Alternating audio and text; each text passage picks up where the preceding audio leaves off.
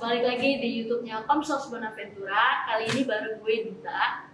Kali ini kita bakal nanya-nanyain soal Santo Bonaventura dan Paroki Pulau Mas barengan sama Romo Sony. Oh, sorry semuanya. Nah, langsung aja nih, kita mulai dari pertanyaan pertama. Dari mana? Kapan gereja Santo Bonaventura Bonaventura? Susah nih kayaknya. Bonaventura dibangun. Oke, kapan berdirinya ya? Oke, karena ini bicara tentang sejarah, makasih nyontek kali ini. Takut ada hal-hal yang lewatkan, ada data-data penting yang bisa disampaikan kepada teman-teman semuanya. Pertama, cikal bakal gereja Pulau Mas, Paroki Pulau Mas Gereja Santo Bonaventura, cikal bakalnya itu dimulai sejak tahun 1965 menurut data sejarah yang ada. Dari situ ada yang melihat bahwa pada tahun-tahun segitu daerah Pulau Mas dan sekitarnya itu masih sepi. Sudah lahir belum? Saya pun juga belum lahir. Maka saya nggak bisa membayangkan sepinya seperti apa. Yang jelas nggak sesepi sekarang ini. Dan Pulau Mas, waktu itu area Pulau Mas ini adalah bagian dari pelayanan Paroki Keramat. Konon katanya saat itu sudah ada 10 kepala keluarga yang tinggal di sekitar Pulau Mas.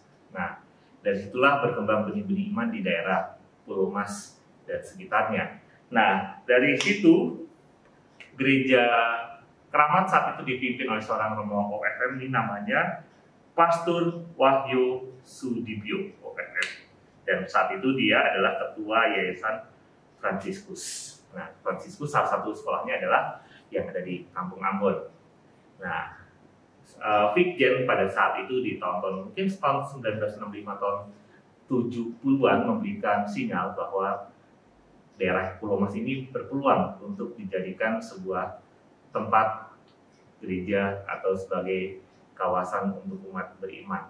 Maka dirintislah cikal bakal gereja saat itu. Nah, dari situ muncul jumlah orang semakin bertambah, mulai beribadat di sekolah yang saat itu sudah ada sebenarnya tahun 68, jumlah umatnya sudah mencapai data yang saya dapat 120 orang. Berarti kan sudah sangat banyak ya, dari 10 kepala keluarga menjadi 120 orang itu sudah sangat banyak, dan 120 orang itu beribadah di sekolah Fransiskus pada saat itu. Waktu itu ada SMP sampai STM. Nah, lalu kemudian tahun 76 jumlahnya melonjak 120 menjadi 500 orang. Nah, semakin banyak. Dan kemudian setelah menunggu 6 bulan, tahun 19 Juni tahun 77, maka diadakan rapat untuk menggagas pendirian gereja Pulau Mas, gereja Santo Bonaventura. Belum terpikirkan untuk menjadi paroki, tapi disitulah sudah dimunculkan ide untuk membangun gereja. Dan tahun 77 bulan Agustus tanggal 20 berdasarkan surat nomor 589 BP 6 Pulau Mas 77 diputuskan pendirian badan hukum, pengurus dewan paroki, pengurus gereja dan dana papa gereja Santo Bonaventura Paroki Pulau Mas. Jadi gereja Katolik itu punya badan hukum yang disebut dengan PGDP, pengurus gereja dan dana papa. Dan di situ menjadi cikal bakal dan keabsahan gereja untuk mendirikan gereja, mendirikan sebuah paroki. Semuanya berjalan dengan baik sampai akhirnya tahun 78, 15 Agustus, pembangunan fisik gereja itu dimulai. Lebih tepatnya, sungguh-sungguh dimulai itu tahun 79, 10 Maret 1979. Gereja mulai dibangun dan dana yang dibutuhkan saat itu sekitar 40 juta, lalu berkembang menjadi 220 juta. Zaman sekarang 220 juta mendirikan gereja nggak ada artinya. Ya. Lalu dan akhirnya gereja mulai bisa digunakan, sungguh-sungguh bisa digunakan pada tanggal 24 Desember 1979 dan diberkati tahun 1980 oleh Monsinyur Leo Sukoto, lalu diresmikan tahun 1981 oleh Gubernur Jakarta saat itu Bapak Cokro Pranowo. Prasastinya ada di depan gereja sana. Nah, kurang lebih sejarah gereja Paroki Pulau Mas begitu.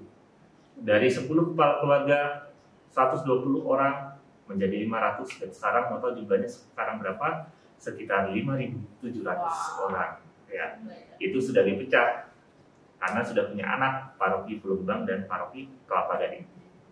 Itu. Oke, kita lanjut ya ke pertanyaan selanjutnya. Kapan tuh? Romo ditugaskan di Paroki? Kapan di Paroki? Mas? Ya, saya mulai ditugaskan di Paroki Pulau Mas itu tahun 2018, bulan Juli 2018. Itu saya mulai ditugaskan di sini dan sampai sekarang masih bertugas di Paroki di sini. Oke deh. Gitu. Nah, pertanyaan berikutnya. Apa arti nama Bonaventura? Oh ya, ya. Tentang nama Bonaventura. Konon dulu ada anak kecil yang sering digendong ibunya, sakit-sakitan. Lalu anak kecil ini sering dibawa ke gereja oleh ibunya. Dan bertemulah dengan seorang yang namanya Fransiskus Assisi. Nah, seperti halnya Romo-Romo dulu, kalau ketemu anak kecil kan diberkati. Nah, lalu anak kecil itu ketika diberkati, yang Romo itu Fransiskus Assisi itu ngomong, "Oh Bonaventura, betapa baiknya kejadian ini, betapa ajaiblah kejadian ini." Ya, nama itu kemudian diabadikan menjadi nama anak kecil itu, dan kemudian anak kecil yang sakit-sakitan itu beberapa lama kemudian akhirnya sembuh, tidak sakit-sakitan lagi. Nah, itu menjadi cikal bakal nama Bonaventura. Satu. Oke, next. Pertanyaan berikutnya apa nih? Apa teladan? Susah ya. Apa teladan? Teladan Santo Bonaventura. Ya, Santo Bonaventura itu santo yang besar. Dia punya beberapa teladan. Teladan terakhir adalah kata-kata yang nanti akan saya katakan di bagian akhir ini. Tapi ada beberapa teladan yang bisa kita kenang bersama. Pertama, Santo Bonaventura itu mengajarkan hidup yang berpusat kepada Allah. Jadi segala-galanya harus menuju kepada Allah. Gitu. Apa artinya manusia kalau tanpa Allah yang berperan? Itu yang pertama. Lalu yang kedua, kejatuhan manusia itu akibat dosa. Salah satu hal yang pernah dicetuskan disampaikan oleh Bonaventura adalah bahwa manusia gagal menggunakan akal budinya dengan baik, dan itulah yang menyebabkan manusia jatuh ke dalam dosa. Karena tidak lagi berpusat kepada Allah, manusia akhirnya menuruti nafsunya terus-menerus sehingga dia pun jatuh kepada dosa. Yang ketiga, bagaimana caranya supaya terus-menerus memusatkan diri kepada Allah? Maka Bonaventura mengajarkan setialah di dalam doa. Itu ajaran umum yang biasa diabadikan Bonaventura supaya manusia memiliki sikap kerendahan hati. Dan yang keempat adalah tulisan-tulisan yang muncul dan sekarang terpatri di bawah patung Bonaventura yang ada di depan gereja. Dia mengatakan begini, "Jangan pernah merasa cukup untuk belajar tanpa pengorbanan, menilik tanpa kekaguman, taat tanpa sukacita, bertindak tanpa semangat ilahi, mengenal tanpa kasih, mengerti tanpa kerendahan hati, berjuang tanpa rahmat ilahi." Semuanya ini kalau kita lihat, Bonaventura selalu mengarahkan diri pada yang ilahi. Ya, itu dia, itu sangat penting. Pertanyaan berikutnya. Ini ada pertanyaan serupa lainnya. Ini bagaimana Santo Bonaventura dipanggil oleh Tuhan dan bagaimana kisah Santo Bonaventura. Jadi satu aja. Oh, jadi satu. Oke. Ya. Langsung dua pertanyaan saja ya tentang riwayat Santo Bonaventura dan bagaimana dia dipanggil oleh Tuhan. Bonaventura itu lahir tahun 1218. Nama aslinya adalah Giovanni. Dia kecil sudah sakit-sakitan, lalu tadi kita sempat cerita bahwa dia mengalami kesembuhan setelah bertemu dengan Fransiskus Assisi. Pengalaman kesembuhan itulah yang menjadi dasar dari panggilannya. Beruntung bahwa orang tuanya adalah orang tua yang taat beragama, maka benih panggilan Bonaventura dibimbing oleh orang tuanya. Lalu Bonaventura kemudian mendaftarkan masuk ke Ordo Fransiskan. Ya, dia menjadi bapak gereja.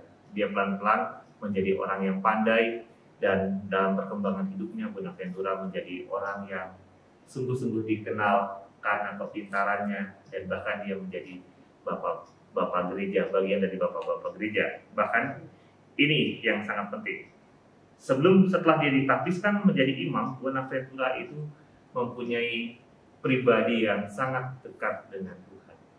Itu catatan yang pernah kita tahu tentang Santo Bonaventura. Dan kemudian singkat cerita, hidupnya semakin berkembang, namanya semakin terkenal sebagai bagian dari orang yang cukup besar, dan tahun 1274 Bonaventura itu kemudian dipanggil oleh Tuhan.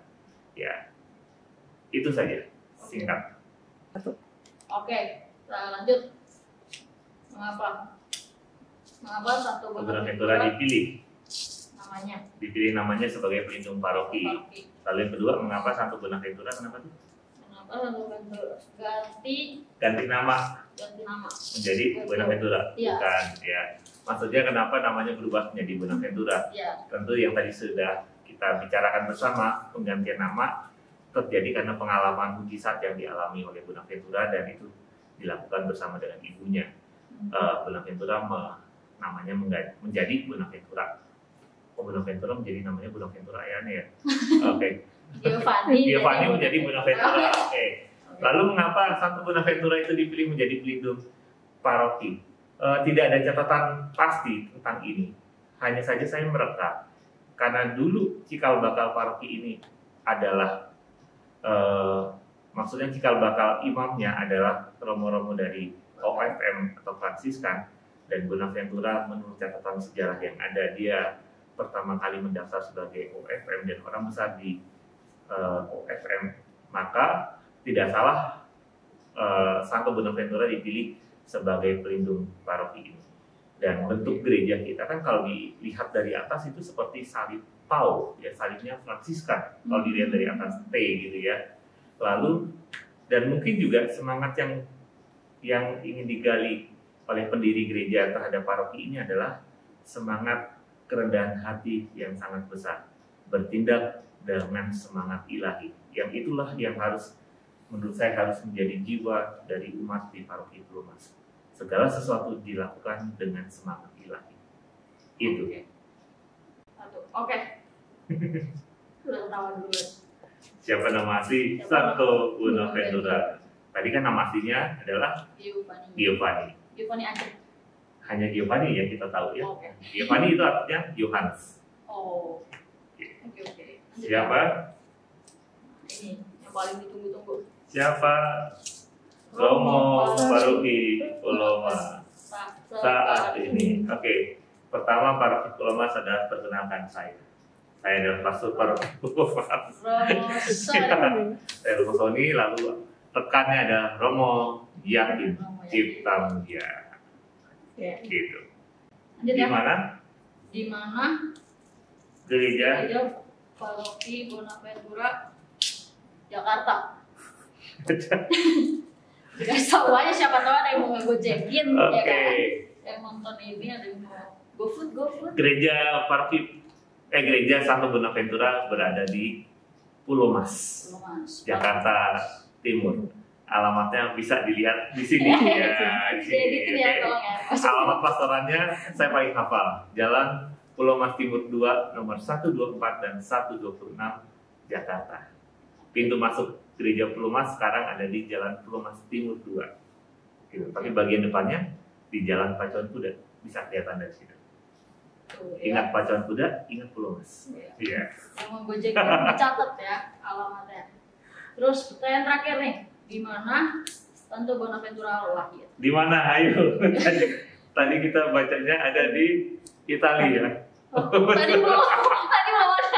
Tadi belum ada. Oke, kita cek kebenarannya. Apakah benar di Italia? Oke, kita cek di.